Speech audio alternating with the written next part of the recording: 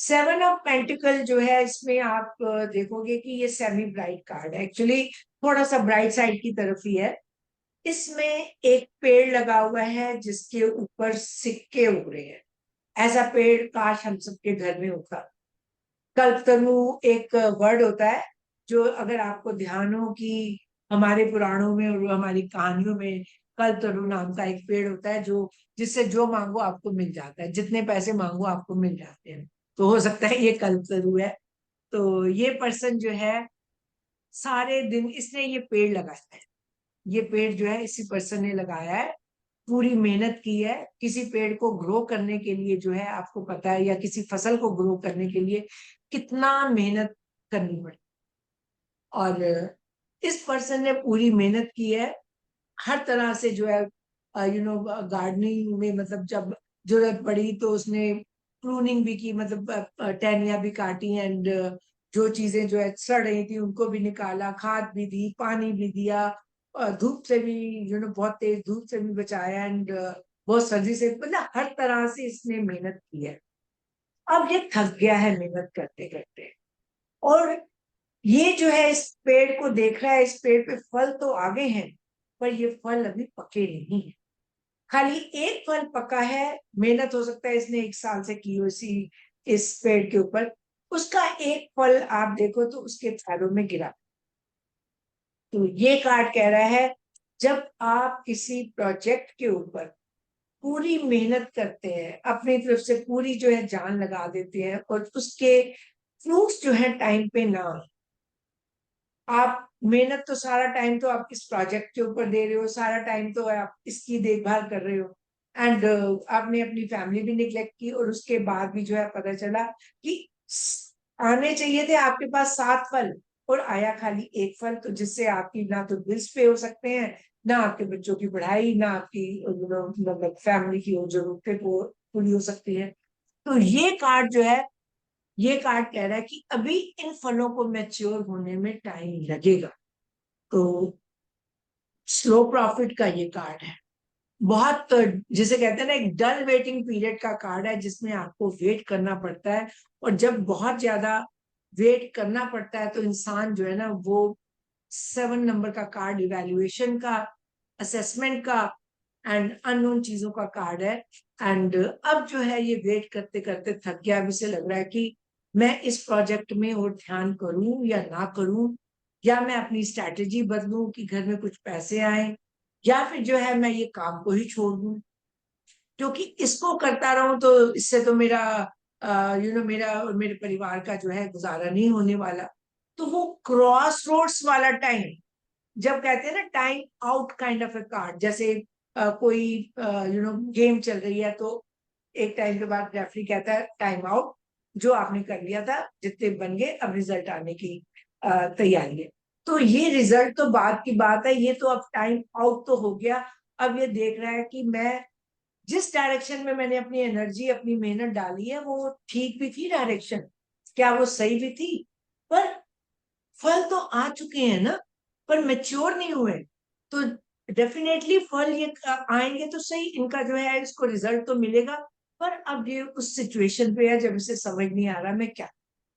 तो इसके लिए जो है, जब इस तरह का कार्ड आए जिसमें आप जो है मतलब श्योर नहीं होते, या मतलब जो कार्ड आपको बता रहा है कि आप श्योर, मतलब वो पर्सन श्योर नहीं है कि मुझे आगे क्या करना चाहिए, तो उसमें आपको जो है ना 2 क्लैरिफिकेशन के कार्ड निकालने चाहिए। एक कार्ड कि अगर ये मैं काम करूं तो क्या होगा, अगर ये काम मैं छोड़ दूं तो क्या। उससे आपको जो है दूसरे पर्सन को बताने के लिए बहुत गाइडेंस आएगी। तो बेसिकली ये कार्ड जो है ये क्रॉस रोड्स का कार्ड है, कि मैं करूं या ना करूं। एंड पर कार्ड जो है ये कह रहा है कि पेशेंस रखो। गाइडेंस इसकी यही है कि पेशेंस रखो। आपको पता है कि अगर नए काम में जाओगे तो फिर भी तो दोबारा से इतनी मेहनत करोगे, तो भी तो दोबारा सेम ही सिचुएशन से निकलोगे। तो बेस्ट यही है कि आप कुछ टाइम के लिए पेशेंस रखो और अपने काम को पूरा करो, परसिवियर करो, जिसमें भी आप जो आपने जो करा फल तो आएंगे ही आएंगे। फिर ये इन्वेस्टमेंट्स का भी कार्ड है। हो सकता है इस पर्सन ने जो है 7 जगह इन्वेस्टमेंट की थी। ये स्टॉक, ये पेंटिकल अगेन स्टॉक मार्केट की बात करते हैं। 7 जगह इन्वेस्टमेंट की थी और उन 7 जगहों में से खाली अभी एक ही जो है इसका शेयर है जो अच्छी प्रॉफिट लेके आया है, बाकी अभी औंधा में है। पर स्टॉक मार्केट वाले लोगों को पता होता है कि कब वेट करनी है और कब निकालनी।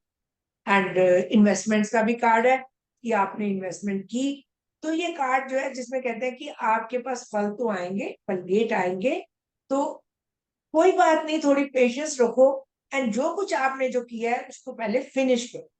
तो पर ये है कि अगर बिल्कुल ही सिचुएशन ऐसी है कि आपको मतलब लग रहा है कि नहीं बिल्कुल घर का गुजारा चल नहीं सकता, या मैं जो भी मेरी लाइफ है चल नहीं सकती, और आप जॉब करने का सोच रहे हो, तो वो जो है again clarification cards like I do.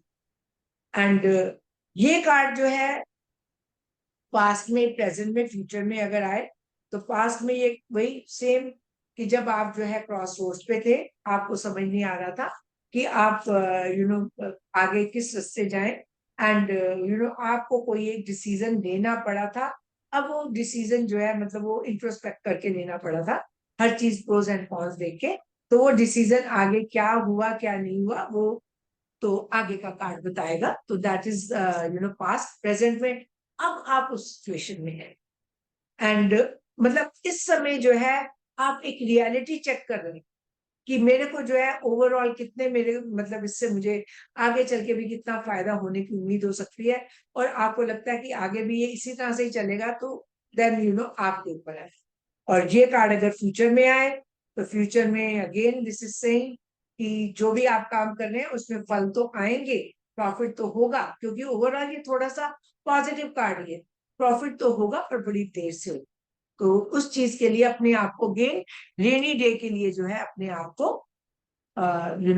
थोड़ा सा प्रोटेक्ट करके रखिए, थोड़े पैसे बचा के रखिए कि अगर फ्रूट आपके देर से आए तो आप अपने आप को कम से कम उस समय सस्टेन कर सके। और ब्लॉकेज इसकी यही है कि कई बार जो है मतलब किसी भी चीज को लेके बहुत ज्यादा इवैल्यूएशन हो जाता है, और उसके बाद बीच में मैं रिलेशनशिप वाइज कई बार ध्यान नहीं रहता ऑर्डर। तो एनीवे ब्लॉकेज यही है, ओवर एनालिसिस एंड फियर, डर कि मैं जो है मैं उतना सरवाइव कर नहीं सकूं, एंड सरवाइव नहीं कर सकूंगा। तो आपको वो चीज जो है कई बार छोड़ने का मन करता है, कई बार जो है उस चीज का जो है ओवर थिंकिंग आप कर लेते हैं। रिलेशनशिप में अगर ये कार्ड आए, तो रिलेशनशिप में ये कह रहा है जब दोनों के बीच में आप मिल तो लिए, डेटिंग तो हो गई, पर एक वार्मिंग अप होती है ना, एक दूसरे की तरफ जो है मतलब एक प्यार डेवलप होता है, उसमें जो है अभी समय लगे, वो इतनी जल्दी नहीं होने वाला है। तो थोड़ा सा अपने को भी टाइम दो, थोड़ा दूसरे को भी टाइम दो, रिलेशनशिप में थोड़ी सी आप पेशेंस रखें, तो चीजें जो है आपकी। और दूसरा जो है आपको मतलब इन दोनों रिलेशनशिप में एक पर्सन बहुत ज्यादा नर्चरिंग है। ये जो पर्सन रेड कपड़े पहन के, ब्लू कपड़े पहन के खड़ा हुआ है, तो इसने कितना इस पौधे के ऊपर जो है टाइम इन्वेस्ट किया है, कितना इसने अपनी एनर्जी इन्वेस्ट की है। तो एक पर्सन रिलेशनशिप में बहुत नर्चरिंग है, और दूसरा पर्सन स्लोली रिस्पॉन्ड करता है।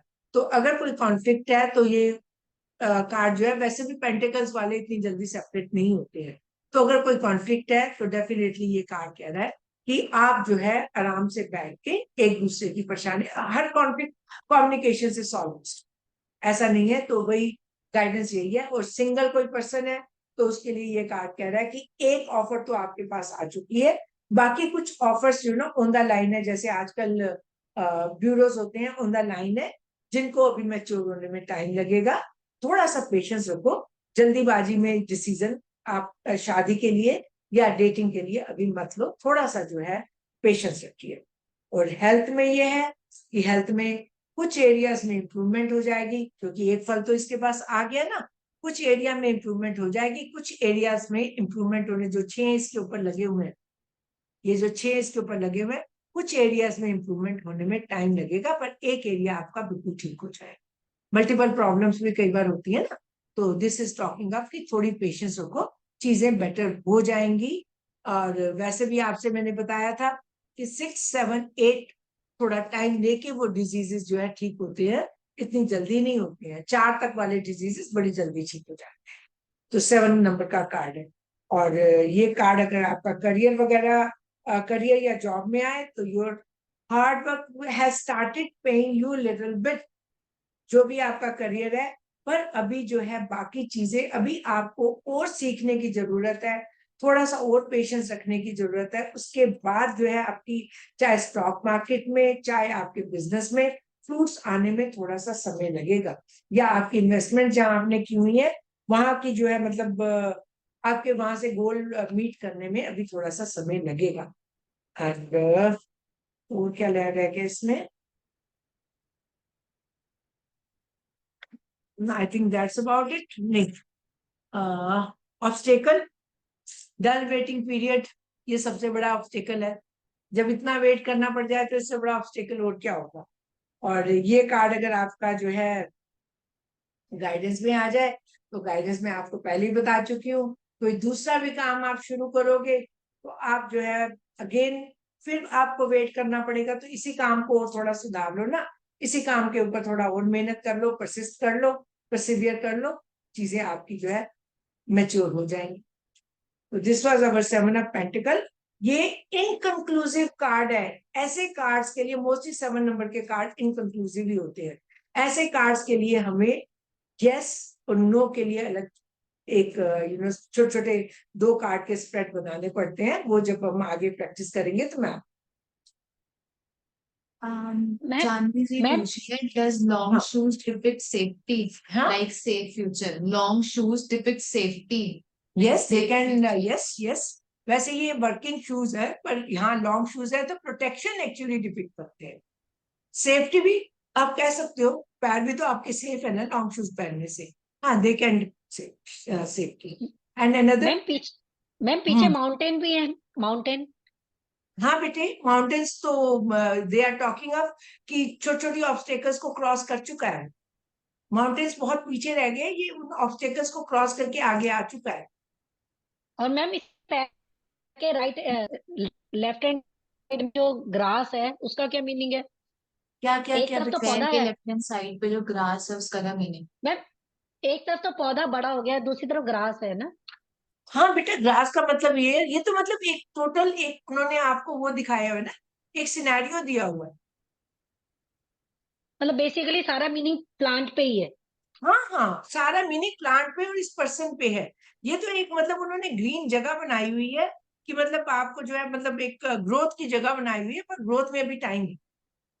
ठीक है। ग्रोथ में अभी टाइम, ओ, वैसे भी जहाँ घास छोटी होती है ना, वहां अभी ग्रास ग्रो करने में टाइम लगता है, वो आप पेज में देखोगे। Okay ma'am, okay.